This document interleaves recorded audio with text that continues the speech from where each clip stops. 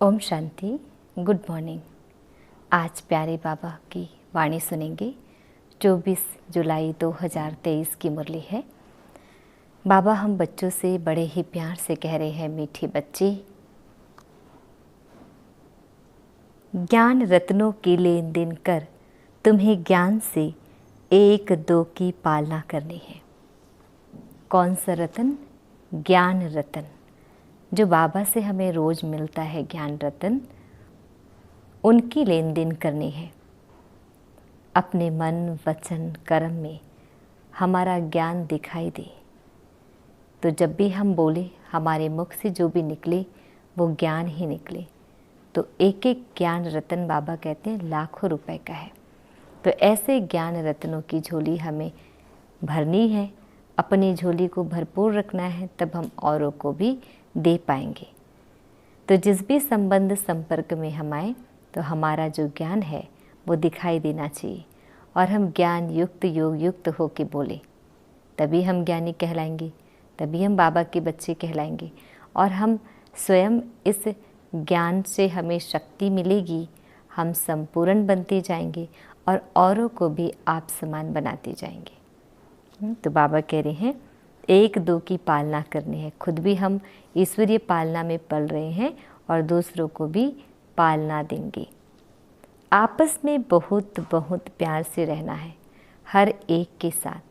कोई हमसे कैसा भी व्यवहार करे, लेकिन हमें बहुत प्यार से रहना है। तो ये शक्ति हमें तब मिलती है जब हम बाबा के अंग संग रहते हैं, उनके श्रीमत पर चलते हैं। आज बाबा हम बच्चों से प्रश्न पूछ रहे हैं, बीमारी अथवा कर्म भोग होती भी अपार खुशी किस आधार पर रह सकती है? बीमारी अथवा कर्म भोग होती भी अपार खुशी किस आधार पर रह सकती है? तो जैसे आजकल के समय पर तो काफ़ी बीमारी होती है ना। तो बीमार होते हुए भी हम खुश रहें, खुश नहीं, वो भी अपार खुश। और कर्म भोग माना कई प्रकार के कर्म भोग आते हैं, तन से, मन से, धन से, है ना, संबंधों से। तो कई तरह के कर्म भोग आते हैं। जैसे किसी का एक्सीडेंट हो गया, या किसी का हमारे घर पर डेथ हो जाती है, मानो हमारे सिर के ऊपर से छत चला गया, कहते हैं ना, तो कोई कमाने वाला व्यक्ति ही चला जाए, फिर भी हमें उसको कैसे समझकर और कैसे हम उसको ड्रामा समझकर, ये जीवन का एक खेल है समझकर चलेंगे, तो हमें खुशी रहेगी। पर ये कब होगा, है ना? बाबा कहते हैं किस आधार पर रह सकती है? तो बाबा का उत्तर है, विचार सागर मंथन करने की आदत डालो। जैसे हम बाबा से सुबह सुबह मुरली सुनते हैं, तो हमें बाबा पूरे 24 घंटे की दिनचर्या के अनुसार सारी बातें बता देते हैं। तन से कैसे परीक्षा आएंगी, मन से कैसे आएगा, धन से कैसे आएगा, संस्कारों से कैसे आएगा, संबंध संपर्कों से कैसे सिचुएशन आएगी। तो ये सब बातें हमें बाबा बताते हैं और श्रीमत देते हैं। तो अब हमें उनकी बातों पर अगर हम ध्यान से सुनते हैं, तो उनकी बातों को हम अपने जीवन में फॉलो कर सकते हैं, है ना। अगर हम बाबा की बातें अच्छे से सुनते हैं, तो हमें अच्छे से समझ आएगा, फिर धारणा भी होगी। तो फिर उनकी बातें भी अगर हम याद करते रहें कि आज मुझे बाबा ने ये कहा है, आज मेरे बाबा ने मुझसे ये कहा है, तो ये अगर ध्यान रखें, तभी विचार सागर मंथन चलेगा। वो याद करना है कि बाबा ने मुझे आज ये श्रीमत दी है, ये बात को याद करना ही विचार सागर मंथन कहलाएगा। कोई भी कर्म भोग अथवा बीमारी आती है, तो अपने आप से बातें करो। हर एक को नहीं बतानी है कि मैं ऐसे बीमार हो गई, इतने दिन से बीमारी चल रही है, पता नहीं मैं ठीक क्यों नहीं होती। बार बार हम खुद को बीमार फील करते हैं, इसलिए और बीमारी बढ़ती है और हम और ही बीमार होते जाते हैं। तो बाबा कहते हैं खुद से क्या बात करनी है? अब हमने 84 जन्मों का पाठ पूरा किया। यह पुरानी जुत्ती है। हमारा जन्म मैक्सिमम 84 होता है, मिनिमम 1 से 2 जन्म। तो जिसका जिसका जैसा इस ड्रामा में पार्ट है, उस अनुसार जन्म होगा। लेकिन अभी हमें क्या पक्का करना है कि ये मेरा अंतिम जन्म है। मैं अपने 84 अंतिम जन्म में हूँ, तो अब यह पुरानी दुनिया है, तमो प्रधान प्रकृति, तो मुझे ये शरीर भी तमो प्रधान मिली। तो ये ज्योति भी, ज्योति माना इस शरीर को कह रहे हैं, शरीर भी पुरानी है। तो इस पुराने हिसाब किताब को चुकतू करना है। और ये जो शरीर है, इस शरीर में ही मुझे अपना हर एक कर्म का चुकतू करना है, कर्म भोग भोगना है इसी शरीर के माध्यम से, अभी इसी ही जन्म में। तो फिर हम 21 जन्मों के लिए सब बीमारियों से छूट जाएंगे। तो इस शरीर में ही सबसे ज़्यादा बीमारी है। जितनी बीमारी है आज तो उतने डॉक्टर भी नहीं है। कई बार तो कई ऐसी बीमारी जिसका नाम ही नहीं ढूंढा जा सकता, जिसका इलाज ही नहीं ढूंढा जा सकता। तो ऐसी ऐसी बीमारियां हैं। तो बाबा कह रहे हैं कि सब बीमारियों से छूट जाएंगे। फिर ये शरीर भी छूट जाएगा, पुरानी दुनिया भी छूट जाएंगी, हम नई दुनिया में चले जाएंगे, है ना। फिर नया शरीर मिलेगा, निरोगी काया मिलेगा, स्वस्थ शरीर मिलेगा, प्रकृति भी सुंदर होंगी, स्वस्थ होंगी। तो बाबा कह रहे हैं कि सब बीमारियों से छूट जाएंगे। तो हमें खुद से बातें करनी है कि ये ज्योति पुरानी है, ये दुनिया पुरानी है, ये शरीर पुराना है, अब यह मेरा अंतिम जन्म है, इसके बाद मैं स्वस्थ शरीर अच्छी दुनिया में जाऊंगी, है ना। ऐसे अपने आप से बातें करते रहना है। हमें ये नहीं सोचना कि मैं बीमार हूँ, मुझे ये बीमारी हो गई, पता नहीं मेरा जीवन कैसा होगा। अभी इस जन्म के बारे में नहीं सोचना, तभी हम अपार खुशी में रहेंगे। कि कितनी भी बीमारी हो या कर्म भोग हो, हम खुश रहेंगे। कोई बीमारी छूटती जाती है तो खुशी होती है ना। तो खुद से जब हम बातें करते रहेंगे, क्योंकि ये शरीर भी, ये तन भी हमारे मन के अनुसार चलता है, इसलिए अपने मन के विचारों को सकारात्मक करने की शिक्षा हमें दे रहे हैं। और बाबा हमें ये बता भी रहे हैं कि कैसे कैसे सोचना है, ठीक है ना। अच्छा, आज गीत है माता ओ माता तू सबकी भाग्य विधाता। तो आज ये सब आप गीत सुन लीजिएगा, कोशिश करें पूरी मुरली सुनने की। लेकिन अभी हमने सार सुना, प्रश्नोत्तर सुना, गीत सुना।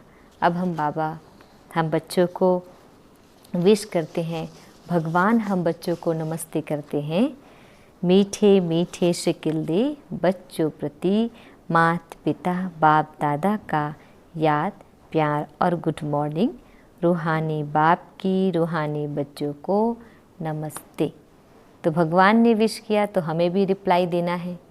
हम रूहानी बच्चों की, रूहानी बाप दादाजी को याद प्यार, गुड मॉर्निंग और नमस्ते नमस्ते नमस्ते। शुक्रिया बाबा, शुक्रिया। यहाँ पर बाप और दादा शब्द आता है। तो बाप माना हम अभी ब्रह्मा बाबा को बाप कहेंगे, और दादा माना शिव बाबा, क्योंकि ब्रह्मा बाबा के पिता हैं शिव बाबा। तो शिव बाबा हमारे क्या हुए, दादा हो गए। और ब्रह्मा बाबा के माध्यम से शिव बाबा हम बच्चों को अडॉप्ट करते हैं, गोद लेते हैं, है ना। तो इसलिए बाप और दादा दोनों ने हमें विश किया। और हम परमात्मा को हमेशा बाबा कहते हैं। बाबा का मतलब होता है पिता। मराठी में भी बाबा पिता को कहा जाता है। तो हम सब आत्माओं के पिता हैं, परम पिता परमात्मा। हम अपने भी माता पिता को नाम लेके तो नहीं पुकारते ना, डैड, डैडा, फादर, पिताजी, पापा जी, ये सब कहते हैं। तो विश्व के पिता हैं, तो उनको भी तो हम नाम लेके नहीं कहेंगे, है ना। तो वो हमारे क्या हैं, हम उसको प्यार से बाबा कहते हैं, निराकार है ना। जब बाबा हमें पूरे 1 घंटे की मुरली सुनाते हैं, ज्ञान रत्नों से भर देते हैं, तो फिर उसके बाद हमें धारणा की पॉइंट देते हैं। तो आज हमें बाबा ने आज के लिए धारण करना है। फर्स्ट पॉइंट है, आज के लिए धारण करना है। इसका मतलब केवल आज ही नहीं, अगर हम आज को जीना सीख गए तो हमारा भविष्य भी बहुत अच्छा होगा। तो आज फर्स्ट पॉइंट है, अपने को मास्टर बीज रूप समझ। जैसे परमात्मा क्या है, बीज रूप है। इस मनुष्य सृष्टि का ये जो झाड़ है, इसका बीज है स्वयं परम पिता परमात्मा शिव। और फिर सारे तने शाखाएं जो निकलते हैं, ये सब अलग अलग धर्म और इतनी सारी आत्माएं इस वृक्ष में हैं। तो सारे विश्व का ये जो झाड़ है, इसके बीज है परमात्मा। तो हम सब आत्माओं के पिता हैं परमात्मा। तो हम हैं मास्टर बीज रूप। बाबा कह रहे हैं हमें समझ कर्मेंद्रियों को समेट। हमारी जितनी भी इंद्रियां हैं आज बहुत चंचल है, हम अपनी इंद्रियों के वशीभूत हैं। तो बाबा हमें कह रहे हैं अपने कर्मेंद्रियों को समेट शांत में बैठने का अभ्यास करना है। हम आजकल 1 मिनट भी शांति में नहीं बैठते और हम चाहते हैं हमें शांति मिले। थोड़ा सा भी खाली हो जाते हैं तो थोड़ा सा फ़ोन चला लिया या किसी की बातें कर ली या व्यर्थ के विचार चलाने लगते हैं। तो शांति चाहिए तो शांति में बैठना तो पड़ेगा ना। तो बाबा कह रहे हैं अपने को मास्टर बीज रूप समझ कर्मेंद्रियों को समेट शांत में बैठने का अभ्यास करना है। इसी को ध्यान, इसी को साधना, इसी को योग, इसी को मेडिटेशन कहा जाता है। तो एक तो अपने स्वरूप को देखें कि मैं कौन सी आत्मा हूँ, मैंने कौन कौन से पार्ट बजाए। तो अपने स्वधर्म में टिक कर बैठें, सबसे पहले चीज़ें तो है ना। फिर उसके बाद जब अपने आत्मिक स्वरूप में होते हैं तो आत्मा का साथी तो केवल परमात्मा ही है। तो फिर परमात्मा सहज ही याद आ जाएगा। दूसरा है विचार सागर मंथन कर खुशी में रहना है। क्योंकि जितना जितना आप बाबा की याद करेंगे, बाबा की बातों को याद करेंगे, उतना ही बाबा याद आएगा। क्योंकि आज अगर हम मनुष्यों की बात करते हैं या उनको याद करते हैं तो हमें चिड़चिड़ा सा, गुस्सा, कभी कुछ और फीलिंग आ जाएगा, या हम बड़े भारी से हो जाते हैं या दुखी हो जाते हैं, चिंता हो जाता है, फिक्र हो जाता है। एक सिर्फ बाबा की ही बात है जिनको याद करने से बहुत सुकून मिलता है, शांति मिलती है, शक्ति मिलती है। तो इसलिए बाबा कहते हैं विचार सागर मंथन कर खुशी में रहना और खुशी खुशी से पुराना कर्म भोग चुकतू करना है। और जो भी हमारे साथ हिसाब किताब हो रहा है, तन से, मन से, धन से, संबंधों से, संस्कारों से, तो इसको आपको हिसाब किताब जो हो रहा है उसको एक्सेप्ट करना है, स्वीकार करना है कि आज जो भी मेरे साथ हो रहा है, जो भी परिस्थिति आ रही है, वो मेरे अपने किए हुए कर्मों के अनुसार आ रहा है। कई बार ऐसा होता है ना कि घर पर ऐसे अगर बहू अच्छी ना हो तो सास कहती पता नहीं किस घड़ी में मैंने इसको देखकर पसंद किया था, क्या पता कोई दूसरी लाती तो ज़्यादा अच्छी होती, है ना। कई बार लोग कहते हैं कि मैं इसको पसंद नहीं की थी और लोगों ने कहा इसलिए मैंने मांग लिया। तो ऐसे हम कई बार कहते हैं कि मेरे ही घर में आना था क्या। ऐसा बिल्कुल नहीं है, क्योंकि जो भी रिश्तों में हम अगर बंधे हैं तो ये सब हमारे एक दूसरे के कर्मों के हिसाब से है। हमें कर्मों के अनुसार ही परिवार मिलता है। तो कुछ न कुछ लेन देन है उनके साथ। जो अभी आपके पास जो रिश्ते बन के आए हैं वो सभी अब आपको चुकतू करना है। तो जो जो लेन देन है उनके साथ ही हमारा रिश्ता भी है और उन्हीं के कनेक्शन में है। तो इसलिए पूरी कोशिश करें कि आप जितना हो सके इसको स्वीकार करें। किसी को ब्लेम करने की आवश्यकता नहीं है।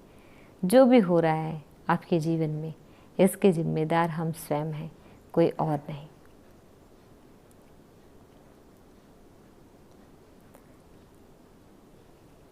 फिर बाबा ने मुरली में कहा अपने आप से बातें करनी है कि हमने 84 का चक्र पूरा किया, अब जाते हैं। किनके पास जाना है हम सबको? बाबा के पास। परम धाम जाएंगे, शांति धाम जाएंगे, है ना। परम धाम का भी बहुत सारे नाम हैं। तो हम जैसे मान के चलो हम कहीं बाहर गए हैं, सपोज़ मान के चलो आप टूर्नामेंट में गए हो, कहीं स्पोर्ट में गए हो खेलने के लिए, आपका 4-5 दिन का अगर टूर है तो खुशी होती ना, अब हम वापस खेल के जाएंगे, है ना। तो वैसे ही ये जो इस सृष्टि रूपी मंच पर हम सब खेल खेल रहे हैं, तब ये खेल पूरा होता है, अब हमें वापस अपने घर जाना है तो खुशी होनी चाहिए ना। इसमें दुख की बात ही नहीं। किसके पास जाएंगे? अपने पिता के पास जाते हैं। अच्छा जी, बाबा हम बच्चों को वरदान दे रहे हैं, रिगार्ड मांगने की बजाय सदा ऊंची स्थिति में रहने वाले सर्व के पूजनीय भाव। अब जैसे बाबा ने कहा रिगार्ड मांगने की बजाय सदा ऊंची स्थिति में रहने वाले सर्व के पूजनीय भाव। जैसे देवी देवता है, वो किसी से कहते हैं क्या मुझे सम्मान दो, मेरी आरती करो, मुझे फूल चढ़ाओ, कुछ नहीं कहते। वो है ही कैसे, अपनी ऊंची स्थिति में है। तो वैसे ही हमें बाबा सिखा रहे हैं कि आपको मांगना नहीं है, सम्मान किसी से मांगना नहीं है। कई बार हम किसी कोई चीज़ मांग लेते हैं कि जैसे मैंने कहा कि मुझे एक पेन दे दो, मैंने कहा मुझे थोड़े से चावल दे दो, मुझे थोड़े भोजन दे दो। तो ये मांगना तो दिखाई दिया और ये हमें बड़ा आसानी से भी मिल भी जाता है। लेकिन हम किसी से उम्मीद करते हैं कि कोई मेरे से बहुत प्यार से बात करे, मेरे से कोई सम्मान से बात करे, मुझे रिगार्ड दे। तो ये जो है मांगना, ये सूक्ष्म रीति से मांगना हुआ और ये हमें सबसे ज़्यादा दुख देता है, ये हमें सबसे ज़्यादा परेशान करता है। क्योंकि हर व्यक्ति चाहता है मुझे सम्मान दे, मुझे प्यार दे, मुझे रिगार्ड दे, और हर एक व्यक्ति की ये पूरी नहीं होती। जितना चाहता है उतनी तो पूरी नहीं होती, तो तकलीफ़ होता है, दुख होता है। तो इसलिए बाबा कहते हैं रिगार्ड मांगने के बजाय सदा ऊंची स्थिति में रहने वाले। हमारी स्थिति कैसी होनी चाहिए, ऊंची होनी चाहिए। आजकल अभी हमारी स्थिति तो ऊपर नीचे होती है, तो वैसा नहीं, एक रस होनी चाहिए। हमारी ऊंची स्थिति आत्मिक स्थिति में रहते हैं। ये याद रहे कि मैं भगवान का बच्चा हूँ, मैं ब्राह्मण कुल का बच्चा हूँ, ब्राह्मण हूँ, है ना। ये अगर हमें याद रहता है, बाबा की ज्ञान याद रहेंगे, तो हमें सूक्ष्म रीति से भी जो मांगने के संस्कार है वो समाप्त हो जाएंगे। फिर उसके बाद आप शांत स्वरूप स्थिति में बहुत मुस्कुराते हुए चेहरों के साथ, अगर आपके जो शब्द निकलते हैं वो भी ज्ञान वाले निकलते हैं, शक्तिशाली निकलती है, तो लोग आपको ऐसे ही क्या करेंगे, पूजनीय बन जाएंगे। लोग आपकी ऐसी ही पूजा करेंगे। बाबा डिटेल दे रहे हैं इसके बारे में। कई बच्चे सोचते हैं कि हम तो आगे बढ़ रहे हैं, लेकिन दूसरे हमको आगे बढ़ने का रिगार्ड नहीं देते हैं। माना किसी ने कुछ अच्छा सेवा किया और उसको अप्रिशिएट नहीं किया, आपने तारीफ़ नहीं की, तो उसको भी फीलिंग आ जाती है।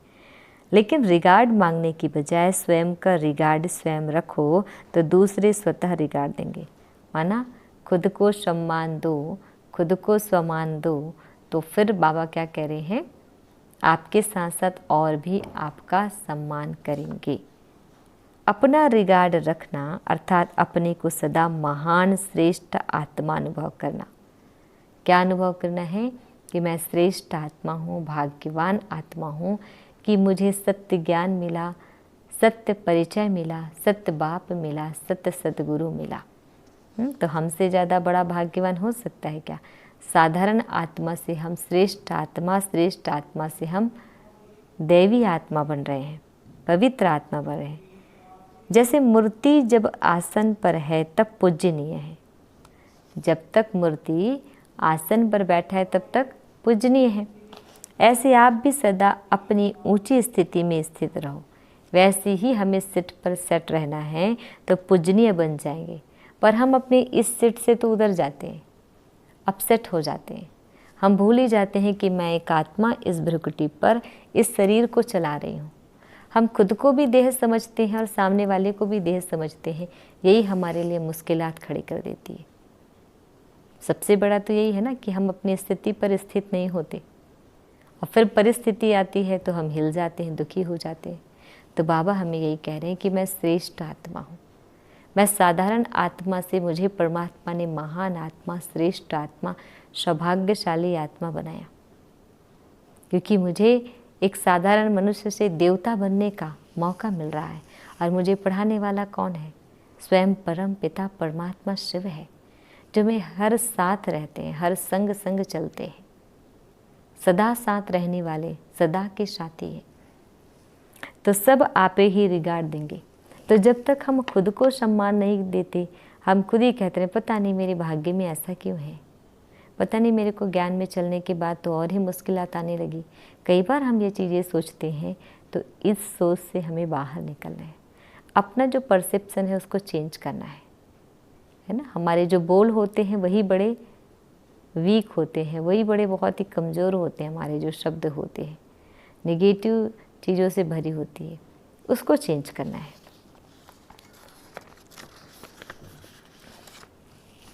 खुद को सौभाग्यशाली समझना है, खुद की महिमा खुद ही करनी है। आप अपने आप को एप्रिसिएट करते रहें कि मैं कितनी भाग्यशाली हूँ, मैं भगवान की पसंद हूँ, भगवान ने मुझे पसंद किया है।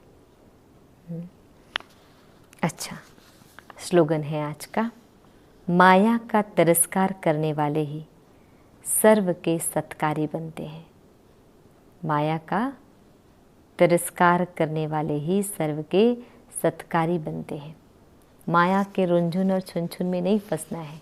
कई प्रकार की माया आती है, काम, क्रोध, लोभ, मोह, अहंकार, ये तो है ही माया।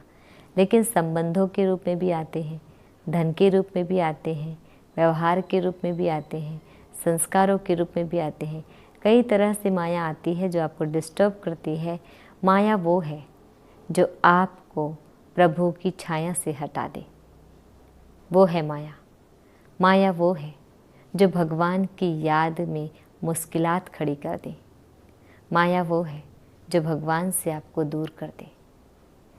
तो जब जब माया आएगी तब तब आप भगवान से दूर होते जाएंगे, भगवान याद नहीं आता और आप दुखी रहते हैं उनके साथ। माया के संग जब जब आप रहेंगे तब तब आप दुखी हो जाते हैं, परेशान हो जाते हैं और हर काम गलत होने लगता है ना। तो इसलिए माया का तिरस्कार करने वाले ही सर्व के सत्कारी बनते हैं।